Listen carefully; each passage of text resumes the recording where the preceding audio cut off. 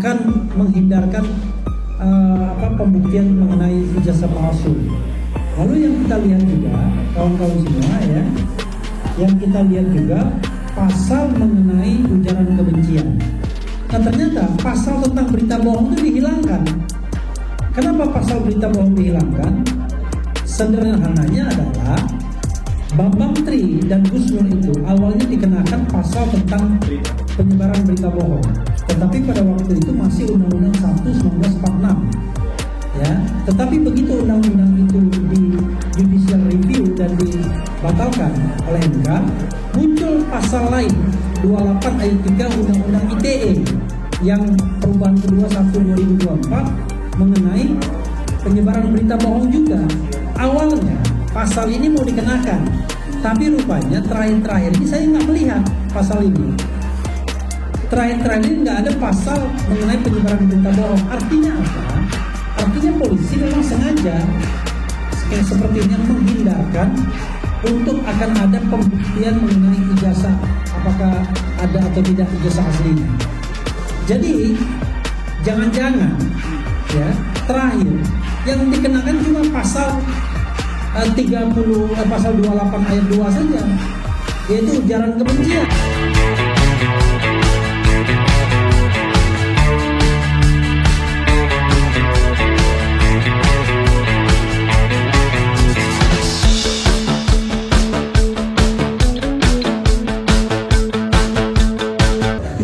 Ini kan kalau kita lihat statusnya ini agak mengambang ya. Konon katanya besok justru kalau tidak salah dengar info ya, saya justru Sylvester Matutina yang kemudian dipanggil lagi di Polda.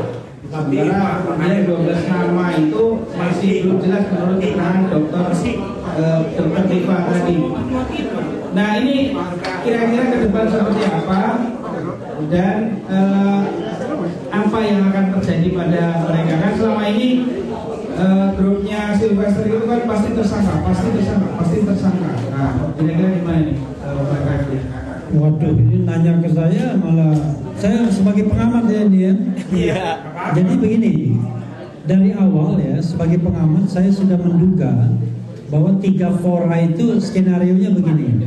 Fora pertama adalah fora perdata yang diajukan oleh Dr. Taufik, itu hasilnya pasti di NO, dinyatakan tidak dapat diterima, dan ternyata betul kan?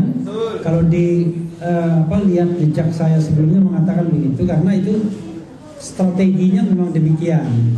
Nah yang kedua, fora di Bareskrim itu pasti dihentikan juga kalau kemudian strateginya memang untuk melindungi Jokowi kan begitu. Karena di Bareskrim potensial tersangkanya itu adalah Jokowi, karena yang dilaporkan Jokowi. Nah, tetapi yang ketiga, fora ketiga itu adalah fora pencemaran nama baik dan fitnah. Maka potensial tersangkanya kan Roy Suryo dan kawan-kawan. Nah kalau kita lihat dari ini semua, maka yang harus kita pahami adalah sekarang ini fora yang masih tertinggal itu baru tinggal di Polda Metro Jaya saja. Kalau di Sleman saya tidak menghitungnya karena di Sleman itu tidak dituntut Jokowinya. Jadi Jokowi tidak digugat di pengadilan Sleman oleh advokat dari Sulawesi Selatan, Komardin itu. Nah sekarang maka ya kan pasal-pasal yang dikenakan kepada 12 orang plus 3 itu, saya tidak tahu 3 itu akan ikut apa enggak. Satu, pasal 160 KUHP tentang penghasutan. Ini nggak ada kaitannya dengan ijazah palsu. Yang kedua, pasal 310 pasal tentang pencemaran nama baik KUHP, dan pasal 311 tentang fitnah KUHP ada kaitannya karena ini delik aduan. Oke. Nah itu KUHP-nya 3. Lalu berikutnya adalah pasal 27A mengenai pencemaran nama baik melalui dokumen elektronik, pas Undang-Undang ITE, tetapi yang terbaru 1/2024. Nah ini bisa ada kaitannya, bisa tidak dengan ijazah palsu. Kemudian pasal 32 dan pasal 35 Undang-Undang ITE, ya kan, bisa jadi walaupun terkait dengan ijazah palsu, tetapi bisa jadi itu justru akan menghindarkan pembuktian mengenai ijazah palsu.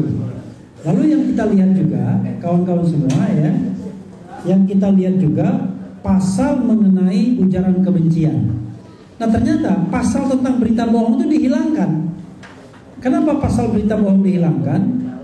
Sederhananya adalah Bambang Tri dan Gus Nur itu awalnya dikenakan pasal tentang penyebaran berita bohong. Tetapi pada waktu itu masih Undang-Undang 1 1946. Ya, tetapi begitu undang-undang itu di judicial review dan dibatalkan oleh MK, muncul pasal lain 28 ayat 3 Undang-Undang ITE yang perubahan kedua 1 2024 mengenai penyebaran berita bohong juga. Awalnya pasal ini mau dikenakan, tapi rupanya terakhir-terakhir ini saya nggak melihat pasal ini. Terakhir-terakhir ini nggak ada pasal mengenai penyebaran berita bohong. Artinya apa? Artinya polisi memang sengaja sepertinya menghindarkan untuk akan ada pembuktian mengenai ijazah, apakah ada atau tidak ijazah aslinya. Jadi jangan-jangan ya terakhir yang dikenakan cuma pasal 28 ayat 2 saja, yaitu ujaran kebencian. Kalau yang dikenakan ujaran kebencian, maka tidak perlu ada pembuktian ijazah. Cukup dilihat apakah ada ujaran kebencian atau tidak. Nah karena itu teman-teman harus aware, harus sadar bahwa saya menduga bahwa memang penegak hukum tidak ingin masuk kepada proses pembuktian ada tidaknya ijazah ini atau tidak. Tapi kita sebagai masyarakat, civil society yang punya hak konstitusional, the right to know, ya, di dalam pasal 28F Undang-Undang Dasar 45 itu harus tetap menuntut bahwa kita ingin tahu kejelasan apakah ada ijazah asli atau tidak. Terakhir saya mengatakan begini, ini baru kira-kira 5 hari yang lalu saya mendapatkan kata-kata gini. Untuk mengatakan sebuah dokumen atau ijazah itu asli dan memang asli itu mudah, it is very simple. Tapi untuk mengatakan sebuah dokumen atau ijazah itu asli tetapi dokumennya tidak ada, maka kita membutuhkan banyak instrumen. Kita butuhkan survei, DNIJA, ya kan, indikator. Kita butuhkan profesor ngomong, kita butuhkan Sylvester, kita butuhkan buzzer ngomong dan lain sebagainya, yang sama-sama berteriak bahwa ada ijazah aslinya, tetapi kita tidak pernah lihat. Saya di Kompas saya mengatakan, saya pribadi yakin ada ijazah asli Jokowi itu. Tapi kalau saya melihat sendiri, saya melihat sendiri dan memegang sendiri ijazahnya. Tetapi kalau belum atau paling tidak ada press conference dari pihak Pak Jokowi menunjukkan ijazahnya, dan kemudian ijazah tersebut diteliti oleh Rismond Roy Suryo dan peneliti independen bahwa itu asli, itu not fake, ya kan, itu original. Barulah saya sebagai warga negara yang punya hak untuk mengetahui keaslian ijazah seorang pejabat publik itu akan percaya. Nah kalau sudah percaya, case will be closed, selesai. Tapi sekarang ya tetap bertanya-tanya karena yang aslinya itu tidak pernah ditampilkan. Sementara yang Dian Sandi tidak ada statement, a single statement dari Jokowi itu asli atau tidak. Tetapi dengan dia tidak membantah, maka kita anggap itulah dokumen dia. Di Barreskrim Mabes Polri sudah pasti itu pasti dokumennya. Karena kalau dokumennya itu hoax, nggak mungkin. Masa Barreskrim menampilkan fotokopi dari dokumen yang hoax? Kalau itu dokumen yang menjadi alas kita untuk mengatakan ada ijazahnya, maka itu sudah diteliti oleh Rismond, oleh Topi Merah, oleh Rosuryo, oleh Dr. Tifa yang mengatakan itu adalah fake dokumen. Baik karena soal cap yang tidak ada di bawah foto, capnya di belakang foto, atau face recognition ternyata fotonya tidak sama dengan foto Jokowi hari ini, atau juga yang namanya image comparison, perbandingan antara ijazah Jokowi dan ijazah teman-temannya yang ternyata tidak sama plat cetaknya atau blanko ijazahnya. Bisa kita lihat secara kasat mata overlapping misalnya antara lambang UGM dengan huruf-huruf yang tertera, misalnya ijazah sarjana, itu jelas sekali berbeda. Karena itu tidak perlu ilmu yang canggih-canggih untuk mengatakan bahwa dokumen Jokowi dan dokumen teman-temannya itu berbeda. Jadi kalau ada misalnya sebuah dokumen ijazah tanggal yang sama, tahun yang sama, bulan yang sama berbeda, maka ada dua kemungkinan saja. Semuanya palsu atau ada yang palsu dan ada yang asli. Tapi kalau kita bicara teori motif, apa motif orang-orang seperti Hari Mulyono misalnya yang sudah almarhum, Sri Murti Ningsih, untuk memalsukan ijazah dia sendiri sehingga berbeda dengan Jokowi. This is my explanation ya. Makasih. Sudah selesai.